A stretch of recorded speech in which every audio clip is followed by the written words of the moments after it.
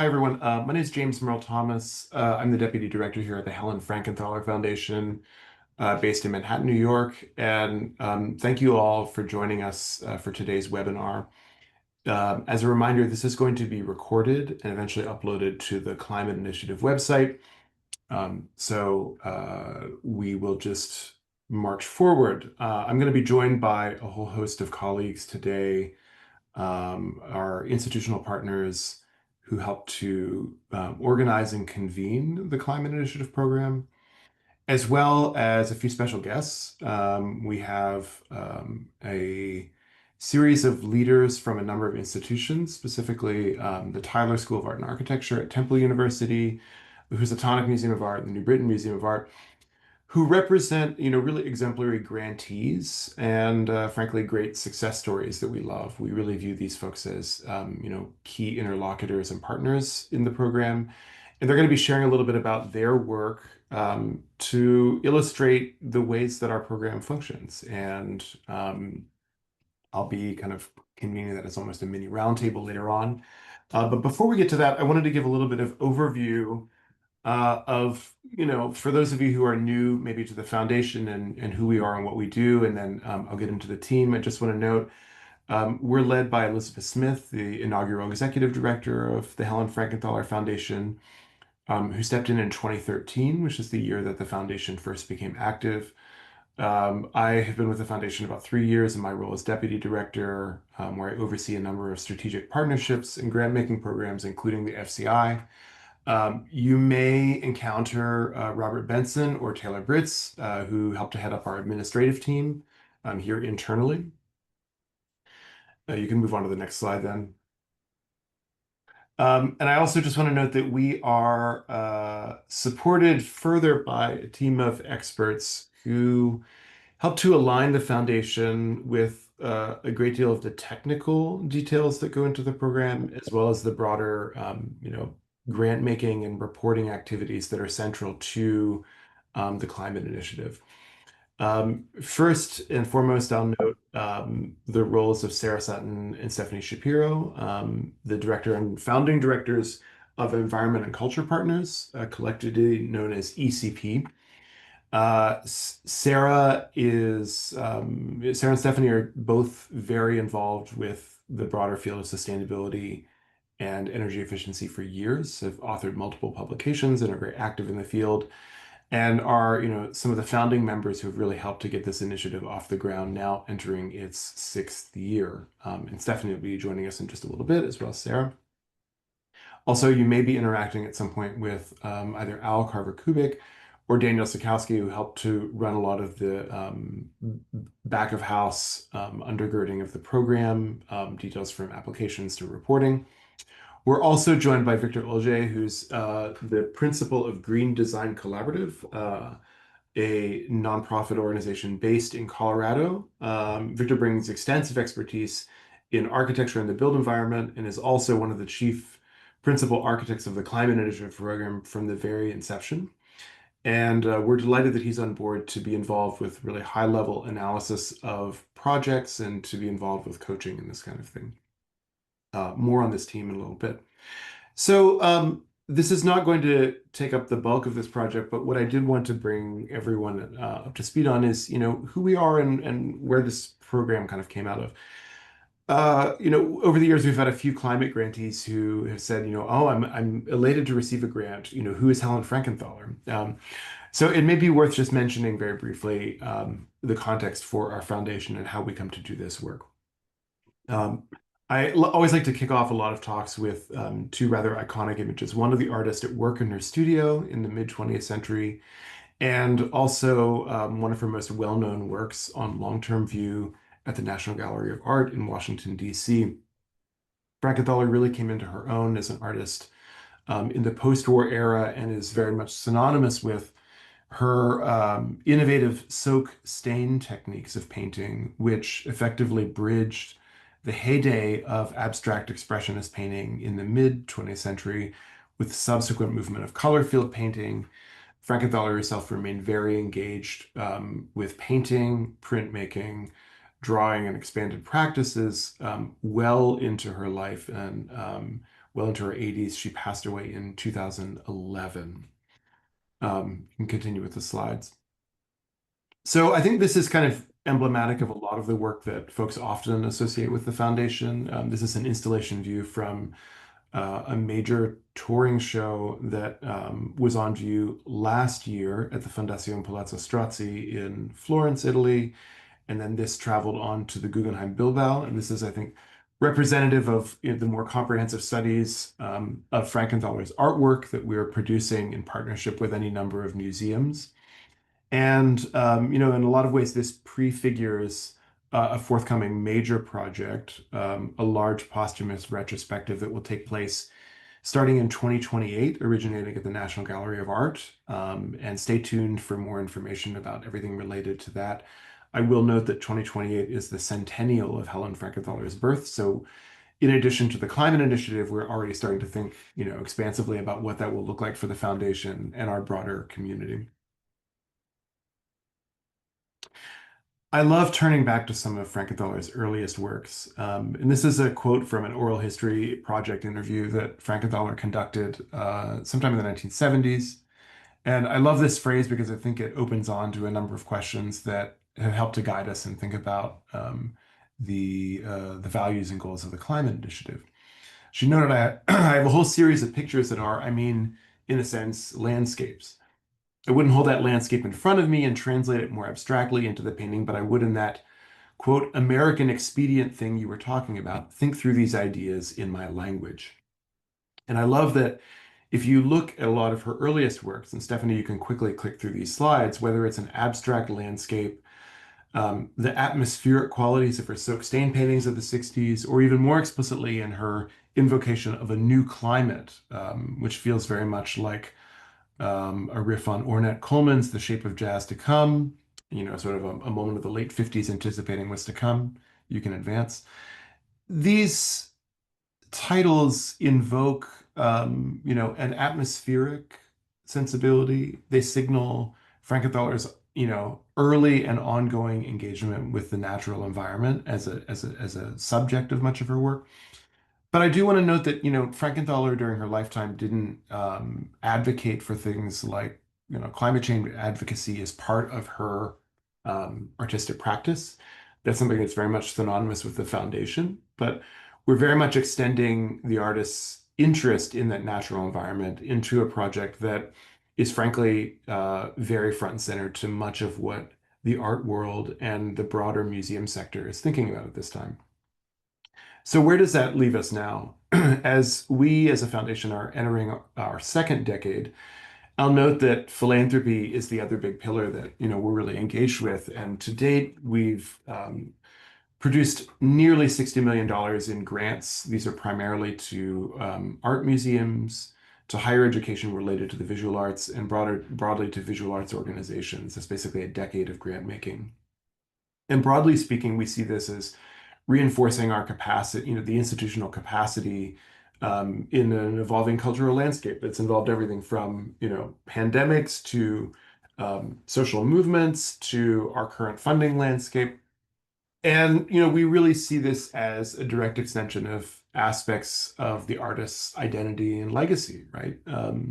Frankenthaler projected a sense of stability and resilience and coolness, and that I think is very much a part of aspects of what we seek to convey in a lot of our grant making work. I will note that a lot of the areas we fund in involve exhibitions and public programming, things like editorial projects, books related to visual arts, particularly that of the mid and late 20th century. We support areas in higher education and advanced studies in art history, curatorial studies in the fine arts. Along with the climate initiative, we've developed a number of equity and social justice initiatives over the years. And more recently, we've been aligning and catalytic funding activities with a number of our grant-making partners. For example, just in this past year, we began the year by partnering with the Getty Foundation and a number of other foundations to think about how the philanthropic sector could support the climate-related issues that define our era. So one of those was the Fire Relief Fund that directly supported artists and art workers in Los Angeles in the wake of the fires in January. Then earlier this spring, we partnered with the Andy Warhol Foundation to directly address a number of rescissions and funding shortfalls related to the NEA Challenge America program, which was essentially reconstituted through our work. All of this, next slide, brings us to the FCI. So just the bullet points on this specific program are that it's the foremost private national grant-making initiative in the US dedicated to climate change action within the visual arts sector. In other words, we're very focused on the visual arts. We don't fund opera houses. We don't fund theater programs. We really are squarely in the visual arts category. We'll talk more about these eligibility guidelines a little bit. I'll note that along with our partners, ECP, previously RMI, and now Green Design Collaborative, this has been a project that's underway really in its inception in late 2020 and really in its formation beginning in 2021. So I think one thing to note is that this is a very iterative grant-making program. We learn a tremendous amount from our grantees and partners each year. We've evolved the categories and the guidelines for how the program functions. It is not a static grant-making program, and so as we have increased the capacity that we're able to conduct the program, we've also increased the engagement that we're doing with these partners. And broadly, this demonstrates our foundation's commitment to the values of environmental stewardship, and I'd say overall this notion of resilience in the broader visual arts sector. And there's a little cheerleading. To date, we're over 17 million in 5 years and counting, and we have now well over 200 projects and counting.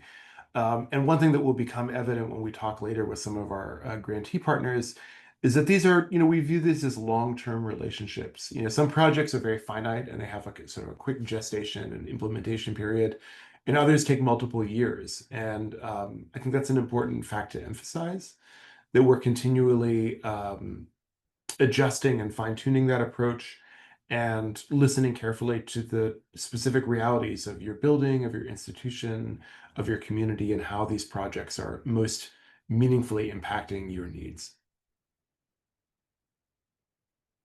And with that, I'm going to turn things over to my colleague Stephanie, who is going to set us up with a lot of the basic criteria for how the kind of nuts and bolts of the program work before we go back to some of our grantees. Hey, Stephanie, how's it going?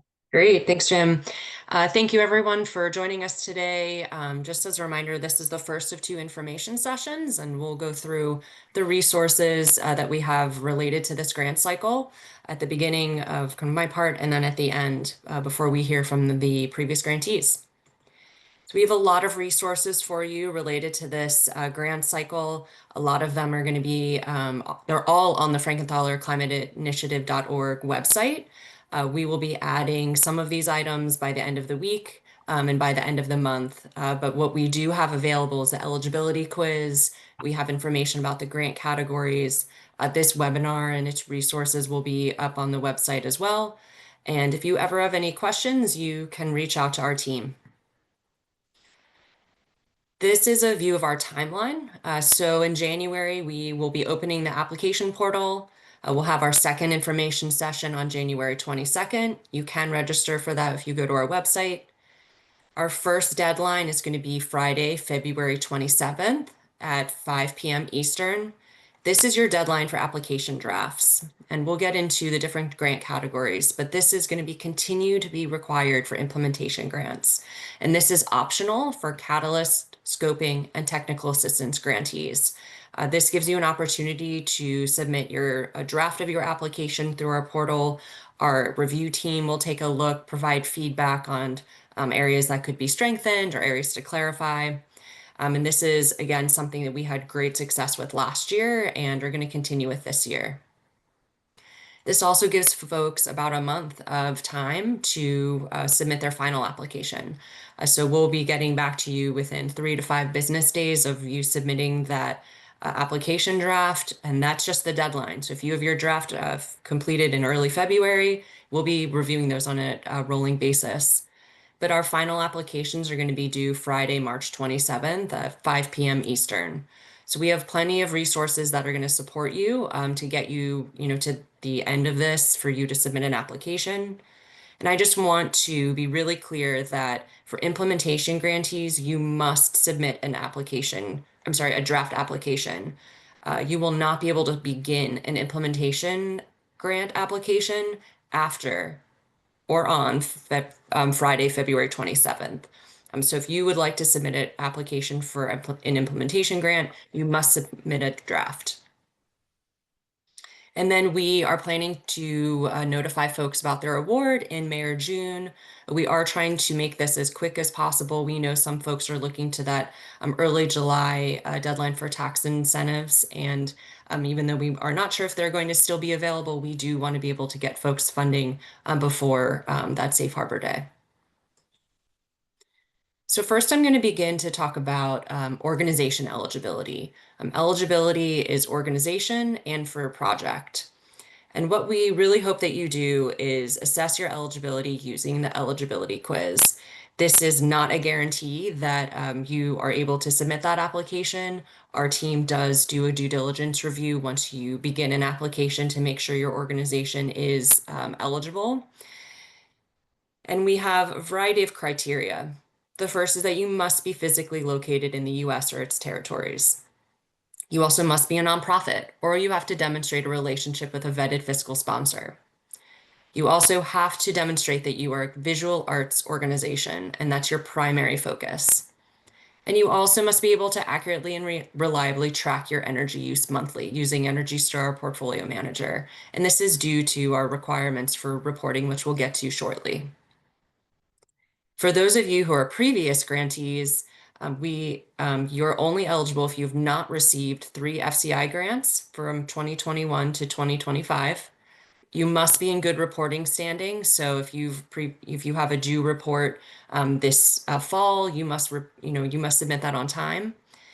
And if you are applying for a different scope, you can either do, if you had scoping, you can do maybe technical assistance or implementation now for the same project. If you have a different project, you can apply for the same grant type. So to say that again, if you are looking to do like an analysis of if you can have solar, you do that through technical assistance, and then you want a support to buy those solar panels, then you can also apply for implementation for that same project. You could apply for multiple years in a row for, say, implementation for LED lighting, or then implementation for solar panels the next year. But you cannot come back for the exact same project. So implementation for 2 to 3 years in a row for just the same LED lights. Again, if you have questions, we know there's nuances there. Please reach out to our team. Just to define what we're looking at for visual arts, these are some examples of what we consider the visual arts, and we also include installations. So we're looking at these as our primary mediums for us to, be supporting your organization. These are eligible organization examples. Again, visual art focused archives, museums. We've got arts education, higher ed, study of art organizations, artist endowed foundations. And you must be able, if you have an event that you're interested in applying to FCI for, be able to monitor your energy consumption. And we have a whole slew of examples of eligible organizations. All of this information is going to be on our website, as well as in the eligibility guidelines. For ineligible organizations, those are folks who've received FCI grants for 3 years. Doesn't matter what your grant type was, but if you've received 3 FCI grants, you're not eligible for a 4th or further one. Again, you must be in good reporting standing. If you're an organization outside of the US and its territories, you're not eligible. Any for-profit organizations, including commercial galleries, are not eligible. And if you can't demonstrate that a significant portion of your mission and programming is related to visual arts, you're ineligible. And we have a list of, examples of ineligible organizations. Again, we know that there's nuances to this, and we have organizations that are multi-purpose and multidisciplinary. If you have questions, please let us know. The second part of eligibility is related to your project. So the FCI focuses on energy efficiency and clean energy generation. So your project must focus on both or one of these. Again, you must be able to track your energy usage in Energy Star Portfolio Manager. That means that you have access to your utility bills on a monthly basis for the building that you're submitting a project for. Timeline-wise, your project must begin this summer. So June 1st to August 31st, this should be 2026. So it must begin in the summer. That means you have a kickoff meeting, and then you're beginning implementation after that. For Catalyst grantees, you must finish it that year. So your project must finish December 31st of 2026. For scoping and technical assistance, you have longer. You have another year, so through December 31st, 2027. And then implementation, you have 2 years, so it must end December 31st, 2028. We prioritize projects that align with your organization's strategy or board-defined commitment to any sort of climate or sustainability goals. We would love to, have organizations that are pursuing projects, that are holistic to your entire campus, to your organization. So we definitely look for that. And then we're also prioritizing projects that move off of fossil fuels. However, there are nuances to this that our team will go into, and we understand that with the rising cost of energy, that this is, a decision that your organization needs to make. And so if you decide to not move off of fossil fuels for a project because of cost or other, reasons, we want to hear why you're making that decision and that you considered perhaps the more, sustainable or clean energy option. Again, any ineligible projects are going to focus on landscape, water, waste, materials, and transportation, including electric vehicle charging stations. So I'm going to go through our grant categories and our reporting requirements. And again, this information is on the website. We have 4 grant categories: catalyst, scoping, technical assistance, and implementation. For our Catalyst folks, this is really, this is shovel ready. This is for you to be able to complete, a single or multiple projects very quickly. This could be purchasing or installing insulation.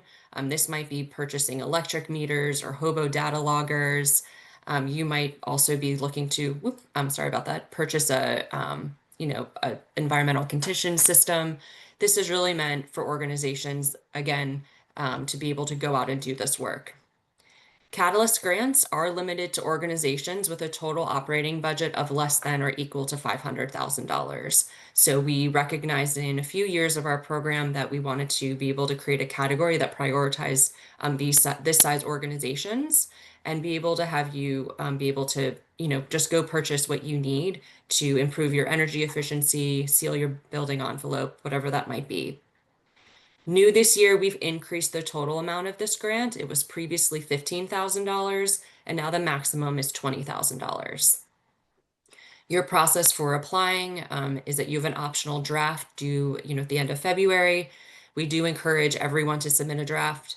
Your project must begin in the summer of 2026, and it must be completed by December 31st, 2026. You have 2 reports, which will go into the project completion report and then a 6-month post-project completion report.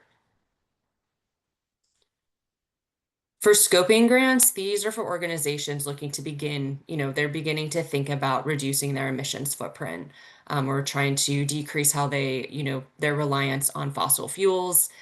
We mostly see scoping in energy audits. We, encourage an ASHRAE Level 2 energy audit.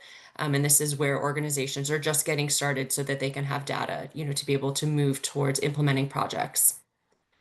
The application for this is 1 round with that optional draft. Again, your project must begin in the summer of 2026, but it must end December 31st, 2027. If your project is part of a larger project, like overall scope of a project, it just means that the funded part of your project needs to end within the project end date. These projects are up to $25,000, and your reporting is a baseline report and a project completion report. New this year, we are no longer requiring the 1-year post-project completion report for scoping grants. We have a variety of examples of this work. Again, we're mostly seeing energy assessments of your existing facility. We have folks who are looking to start developing master plans for their site or their facility, system master plans as well, and doing life cycle analysis of their mechanical system so that they can plan their upgrades. The second step in our tiered approach to this work is the technical assistance grant. So this means you've already done some sort of initial assessment, typically an initial energy audit, and you're looking for support for kind of what that next step is. And it's usually a deeper dive into some aspect found in that energy audit. So this could be looking at a solar feasibility or geothermal feasibility assessment. This might be doing a preliminary assessment of a new building automation system. Maybe you need to do systems retro commissioning or recommissioning, or you need to do an assessment of anything that is specific to one of the the action items on your of your initial assessment.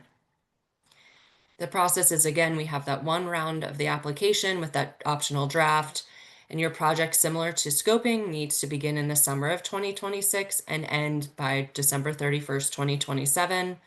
Your total here for request is $50,000. Again, your reporting requirements include a baseline report and a project completion report. Similar to the scoping grant, we no longer require that 1 year post-project completion report. All right, and moving into implementation grants, this is what gets you started on a project, right? This means you're buying services or something that are letting you implement a project. This requires a draft. Again, we need to have that submitted by February 27th at 5 p.m. Eastern, and your project must begin the summer of 26th, and it needs to end in December 31st, 2028. Your maximum request amount is $100,000. We have a bit more of required reporting. We have a midpoint report if your project exceeds 1 year. We have a project completion report, and we do have that 12-month post-project completion report, so we can try to gauge how the post-implementation impact is of your project. We have lots of examples. You can purchase solar panels, you can replace a chiller, install a BAS system, LED lighting, install a heat pump, etc.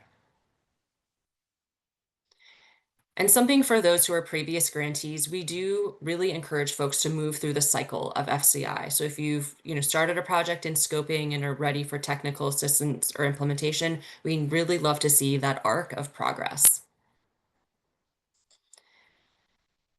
Just want to review our commitment to reporting. We have a variety of reports that are required for each grant type at different points in the project. We have the most, I would say, with implementation. That is our highest bar of grant type. But we do, have different aspects for each report that are required. This includes for baseline reports and for project completion, and for some of that 1 year post-project completion report. We use Energy Star Portfolio Manager. We're asking you to track your energy usage and run a progress and goals report. Our team provides support for you to do that. We have a training session. We're also able to, have one-on-one coaching sessions with you to use Energy Star Portfolio Manager.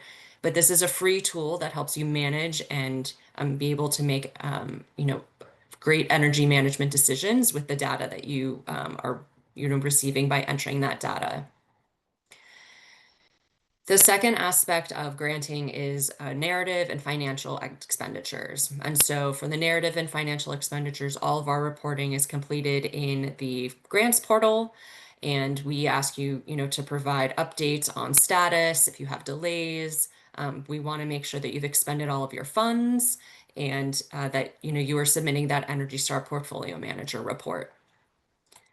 And again, just to focus on ESPM, this is a free online tool, and it is something that we provide a lot of support to you to be able to use and teach you how to, understand what you're entering. So I know that that was a lot of information. So what we want to do is turn over to our case studies to provide their experience in FCI. And so we have 3 different organizations. Thank you so much for being here. We have Jennifer Reynolds Kay from the Housatonic Museum of Art, and that's part of the Housatonic Community College in Bridgeport, Connecticut. We have Jessica Jane Julius from the Tyler School of Art and Architecture, Temple University in Philadelphia. And we also have Amanda Schumann-Bisson and Adam J. Alvarado from the New Britain Museum of Art from New Britain, Connecticut. Should we go in the order of the case studies as you've listed, Stephanie? We've got them. Yep, we've got Housatonic started. Well, why don't I jump in and just say, just to clarify, I think what I'm really hoping to see is, kind of a top level idea of what these case studies have been about. And when Stephanie and I reached out to some of our grantees, we were thinking about the fact that our grantee base, really runs the gamut. Here we have a dedicated art gallery space in a community college that has had a number of infrastructure and energy needs. We've had, a really robust glass program housed within an art school at an R1 university, in a dedicated building. And then we also have, a major collection-based museum of art, who have cycled through multiple rounds of our grants. So I wanted to kind of just set the stage with that at the beginning so that folks are aware that we're intending to really show the kind of diversity of different kinds of institutions that have, cycled through the grant making program to date and what that's like. And Jennifer, it's so good to see your face there now. Why don't we start with you? Like, also, like at the top of this, could you give us even like a 30-second clip on like, what is the Museum of Art? What does it look like at Housatonic? And, how did you come to the program and what has this grant making process look like? And then Stephanie can advance slides as you speak. Yeah, absolutely. Thank you so much. And thank you for having me here. If we go to the next slide, I can share a little bit about who we are. So the Housatonic Museum of Art is one of the premier community college art museums in the United States. Its collection offers students in our community access to original works of art from the ancient to the contemporary. And unique to our community college campus at Housatonic, we have selections of our permanent collection on continuous display throughout our two campus buildings, as well as our sculpture garden. We were founded in 1967 by Bert Chernow, and with a core group of donated artworks that has now reached over 7,000 works of art. Important to know that while many people assume that Connecticut is a wealthy state, it's important to recognize that it's also one of the most racially and economically segregated places in the United States. Residents of Bridgeport, where we're based, experience high levels of food insecurity, and the metro area has the 10th largest income disparity in the country. So our museum is often the first and only museum that our students visit, and we are so proud to serve them with free admission and free programs. And the LED lighting retrofit, which I'll talk about, made possible by the Frankenthaler Climate Initiative grant, is one more way that we can provide a world-class experience to our community. We are a small staff of 2 full-time folks and 1 amazing work study student. And we work really hard to manage all aspects of an academic museum. And while our climate action work in the museum is ad hoc, we are part of a larger facilities climate action team, which is led by our facilities and operations department. And I can speak to a little bit more of that in the next slide.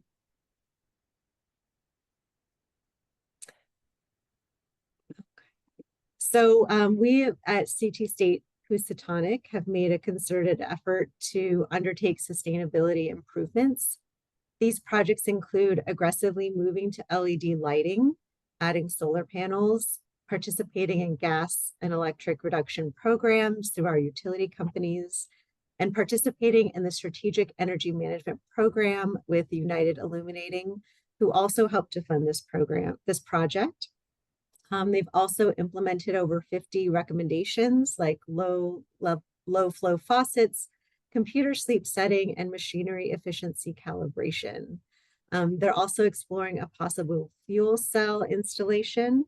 And this specific project, of which you see a picture of our gallery in there, was funded by the Frankenthaler Climate Initiative Catalyst Grant and contributes greatly to achieving our campus sustainability goals. And then I think I have my last slide. So the overall project was to retrofit outdated lighting fixtures in the Bert Chernow galleries which is our 2,240 square foot white cube gallery where we host our special exhibitions. The $15,000 Catalyst grant combined with the $6,000 supplemental grant from United Illuminating made this possible. The light fixtures were previously a combination of 33 recessed lights and 80 outdated incandescent light fixtures. And as a result of this transformative funding, we were able to install an energy efficient and integrated LED system. The impact of the LED light replacement project has been felt by our visitors, staff, exhibitions, and environment. The churnout galleries now have an even lighting ambience for our visitors. Our staff can easily adjust the lighting, including of individual fixtures, and we can modulate the light levels for light-sensitive works on paper as well as our textiles. The site energy use intensity is 25.7, which is lower than our national median, and the total greenhouse gas emission is also significantly lower than the national average. We're so grateful to the Frankenthaler Climate Initiative grant for making this possible, and we are dreaming up our next phase of our sustainability efforts for the gallery and the campus. And that's my slides. Thank you. That's right, Jennifer. We look forward to continued conversation. You guys have been terrific. And, I'll just also give a shout out that we've been in dialogue about, how the foundation is connected to, thinking about support for the field at large. And I think that's a great example of how our engagement, with partners and community doesn't end with just the climate initiative. Rather, that's a catalyst for thinking about all sorts of other things. So turn to Jessica. Hey, Jessica, it's good to have you. Hi, it's I good to love seeing see some you. Tyler branding in the background. Yeah, my messy office. No, it's great. That's a good sign. This is a real working space. Yeah. So, Jessica, I know you're going to give us an intro, but I'll just note, as someone who used to teach at Tyler, there's something really magical about walking in that building. The departments are on view, and the glass department in particular is down a long hallway, and it's very alluring. You walk by and you really see the students at work. You really get the sense that this is a vital, central department and function of what the school is all about. And so I was so pleased whenever this project came to our door as a way to really take the glassmaking program to the next level. So yeah, read us in, talk to us a little bit about the program and then how all this came about. Yeah. Okay, well, thank you, Jim, and thank you, Stephanie. It's good to see you both. And I would say to the people that are looking to apply that working with Jim and Stephanie has been absolutely, a dream. And so they're so supportive and helpful in this process. And so I'm the program head of Glass at Tyler and representing this project right now, but I would like to note that this was this is a real collaboration. And with multiple faculty, including Byron Wolf, who was art department chair during this project, Rob Cooper is landscape architecture, who is our real person who could translate data and help us understand our energy output. Andrew Mahaffey, who is our glass technician, Paige Morris, who is our research assistant. So it was a collaboration between a large group of people. Tyler is located in Philadelphia, is part of Temple University. It's a school of Temple University. We moved from Elkins Park in 2009 into this building that you see in this image. And so we're housed in a 255 100,000 square foot building. That's really beautiful. And as Jim was saying, has a certain kind of energy to it. It houses architecture, graphic design, art history, art ed, and we're connected to the music school. We're currently in an comprehensive action phase. The climate work was started with an ad hoc faculty committee and has since grown and now being integrated into things. So, part of the Frankenthaler has helped us do that. So we got the scoping grant in 2024. And this allowed us to examine our energy use and think about our ways of reducing and eliminating use of fossil fuels. And also try to understand, like, what did we have agency over that we could change, since we are in such a large building under a large institution umbrella. There, as we know, there are certain things that that are part of an infrastructure that we have no change in. And we also thinking about this in a curricular way, so infrastructure, but curriculum.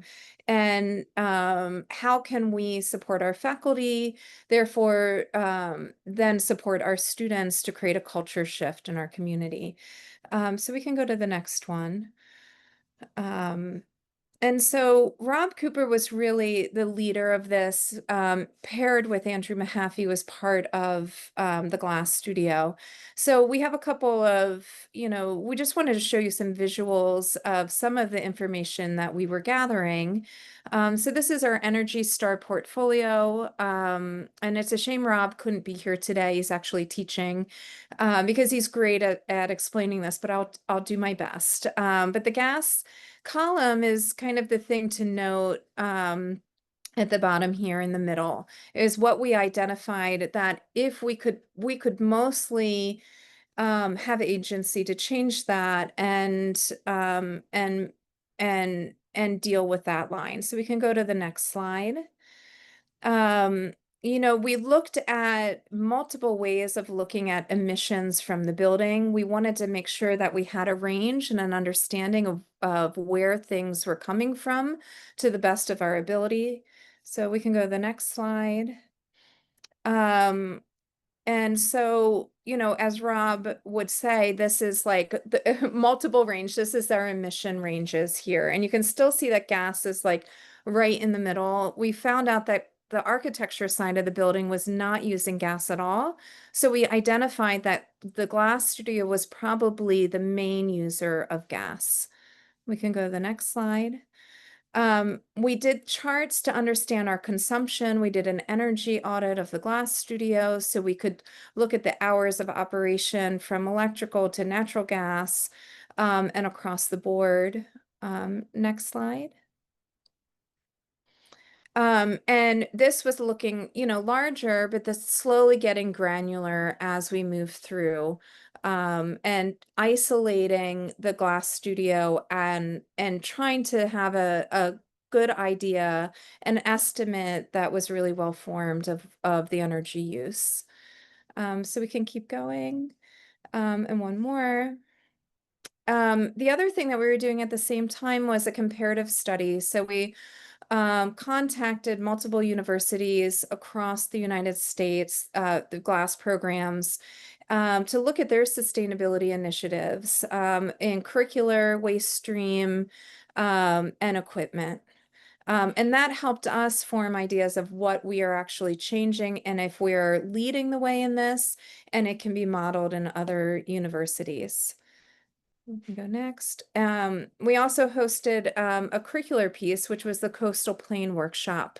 This was dealing with some larger initiatives of Temple University, but specifically thinking about how do we upskill our faculty? How do we get them to be able to, take this information and utilize that within their courses? And we have some images from this workshop. This was across, we had design faculty, glass faculty, photo, architecture, landscape architecture, sculpture, and art history. We hosted an interdisciplinary panel that dealt with the science building and the liberal arts, presentations, and then actual outcomes. The cool thing is that this is a pilot program that is going to the provost, and the Office of Sustainability is going to help support this. And we're going to continue this program as we move forward.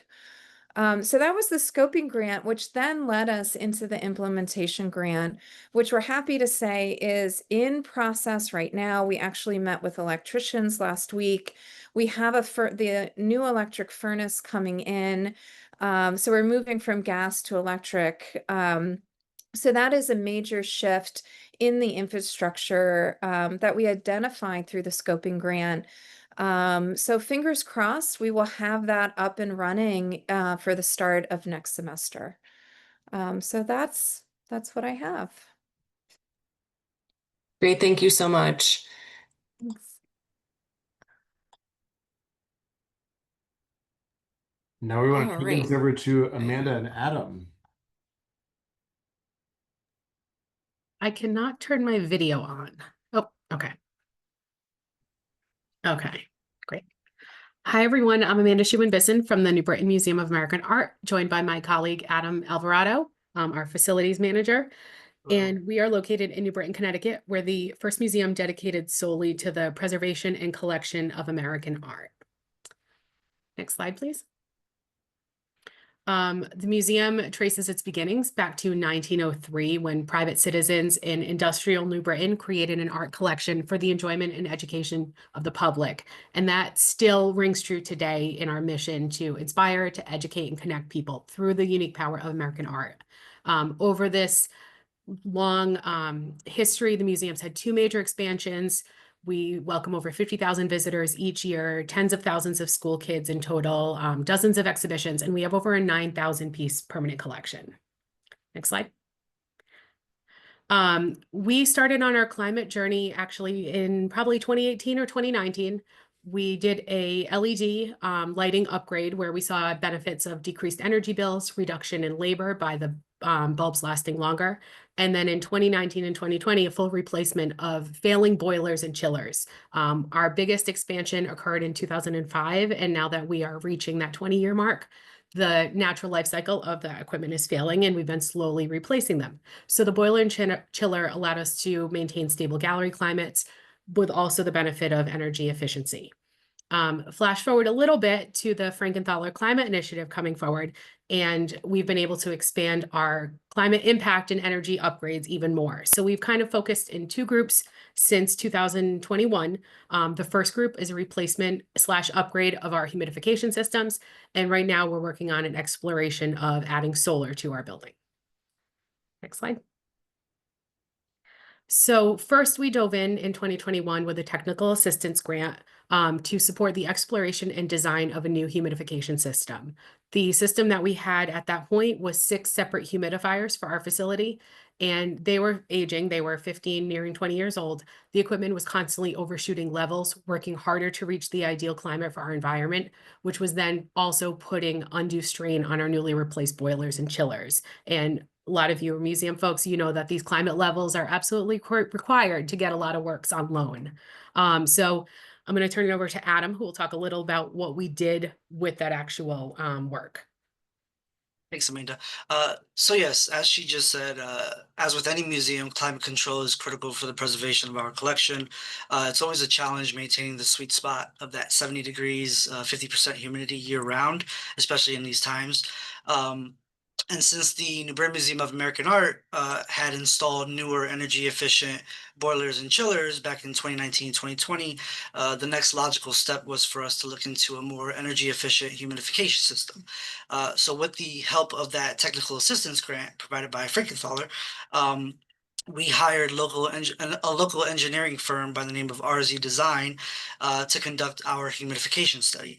And in that study, they laid out a slew of options for us, ranging from atomized humidification to gas and everything in between. And the New Britain Museum of American Art decided to settle on the MEFOG, aka atomized humidification system, because in our initial findings was that it was going to save us about 98% of operating costs. And the caveat there, however, was that the study assumed the full replacement of all 6 of our electric humidifiers. And due to some limitations in the layout of the museum, in addition to the size of our air handlers not being ideal for retrofitting, we decided to scope back that project from 6 humidifiers down to, or 6 air handling units, I should say, down to just 3. Can we jump to the next slide? Yes, please. Perfect. So with that, thank you, Adam. We jumped into an implementation grant to do that. So during the process, we decided, like Adam said, that we were going to retrofit 3 with the MEFOG system and replace 3 in kind due to that layout. So the result of this was a replacement that we completed last fall. Our energy savings are not fully realized. We're just reaching the 1-year mark of it. And Connecticut has some of the highest energy bills in the country. Lucky us. And so we're only currently seeing about 1/3 of that estimated savings. Adam, do you want to talk about how this system works? I think the next slide has some images too.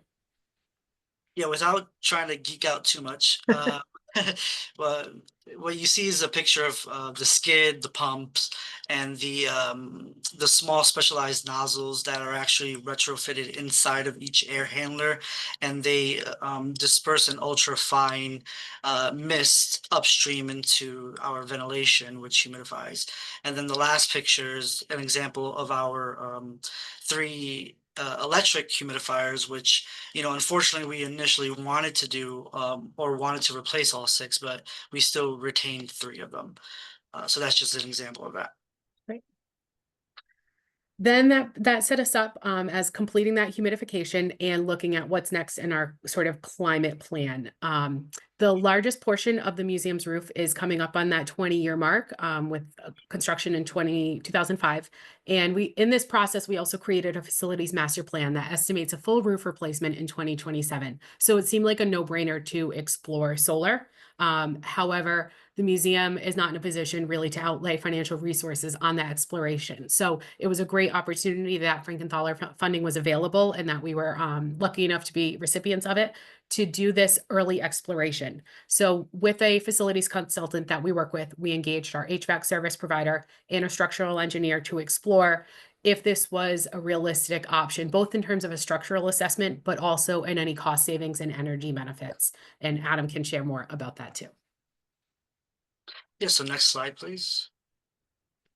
So this is just an overview of our facility, and the big takeaway of the initial findings was that if we were to, you know, the right picture is the mock-up of what the solar panels would look like on our roof. If we were to utilize about 90% of our roof, you know, we would be looking at about 19% potential energy generated annually, which is a good amount. But there does need to be more data in that it was all very preliminary. And the biggest takeaway, especially from the structural engineers, was that our roof may need a more detailed structural analysis, so that way it can, you know, ideally support the weight of each of the solar panels, which segues into the next slide, please. So in thinking about what's next for us, that report was very clear that additional planning is necessary to determine if we're going to proceed with this. We're still at this point not sure. So our timeline that we're considering is proceeding possibly with the technical assistance application, which would give us those design drawings, help us understand what that structural reinforcement would look like, and specifically what roofs we would do. Our facility is unique with 3 separate buildings. Like I said, our biggest roof needs to be replaced anyway, but would we replace the other one that's only 10 years old or add solar to it since it's only 10 years old? And then depending on the findings of that, possibly proceed into an implementation grant should the timing align. That's all. Thank you. Fantastic. Thank you so much. Great. Well, we've got just about 5 minutes, and we want to just thank again all of our presenters. Thank you so much. And we just want to go through a couple more things. A reminder about our grant cycle resources. Again, we'll be emailing you all with the to let you know that the information is posted on the website. And this is our timeline. Again, all of this information is on the website. And so we just want to take the last few minutes of this presentation to answer some of the questions in the Q&A. So I'm going to stop sharing and just kind of run down the list. And thank you to our team for joining. We've got Sarah, Victor, and Jim here. So are we limited to a single application, or could we have more than one, each in a different category? So the answer is you may only submit one application per grant cycle. So you cannot submit like 4 different grant applications, one for each grant category, just one in one grant category. For folks that have already started a project, so if you have kind of a larger project that started, FCI grants cannot be used for reimbursement. So if you've already paid for the materials, already paid for the contractor, that's not eligible.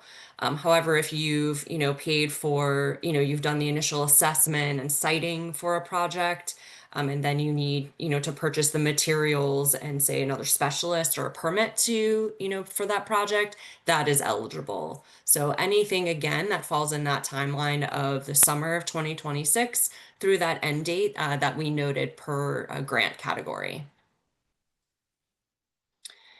So would FCI consider a group project among several small qualifying arts organizations pursuing a similar goal, such as solar installation? Oh, goody. Absolutely. We would Yeah. love that. Any organizations that you want to work with together, please consider it. Please let us know, reach out to us. We can, figure out kind of what the logistics are for applying. But we absolutely encourage folks to work together and love the idea of economies of scale. I also just want, to emphasize too, if you have a creative idea, of, how that could fit, something that could fit into FCI, we really encourage you to reach out to us because we love, we know that not every project or institution can fit in, to a really confined, not everyone needs LED lighting. So quickly going down here, in terms of funding interpretive signage, highlighting You want me to sustainability do you want me to tackle this one, Stephanie? features. No, it's okay. I think sustainable features in a learning lab curriculum. The FCI part of that would be eligible is really and like the curriculum piece, and that the eligible expense for there is that staff time. But it goes in kind of the education and programming that FCI does not cover for that interpretive signage, highlighting sustainability features, though we love to see it. I think what I will add there too, and I think Stephanie, you touch on a really important point, and I appreciate this question from the audience. We do get a lot of requests about programmatic work. Like, oh, we're doing an exhibition on sustainability. We're an arts museum. Would this qualify? And the short answer is no. Right now the program is very key to focusing on these infrastructure questions.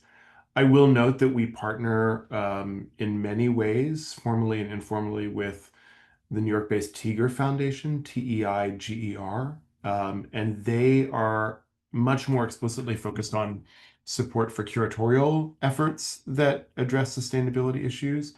We recognize that this work doesn't happen in a vacuum. And I'll be honest, we're very much an iterative program, so we're looking closely at how these energy and infrastructure projects link to bigger conversations around curriculum, around programming, things like that. Again, it doesn't happen in a vacuum, but we need to at least start at this point from that point of infrastructure that Stephanie and others have iterated. Great. Well, thank you all for attending. Again, please visit the Frankenthaler Climate Initiative.org website for more information. Reach out to our FCI team at info@frankenthalerclimateinitiative.org for questions. We will be posting this recording and slides up this week. And please, reach out. And also, we encourage you to register for the January information session. We'll be talking more about the ins and outs of applying in the application and what makes a strong application. Thank you.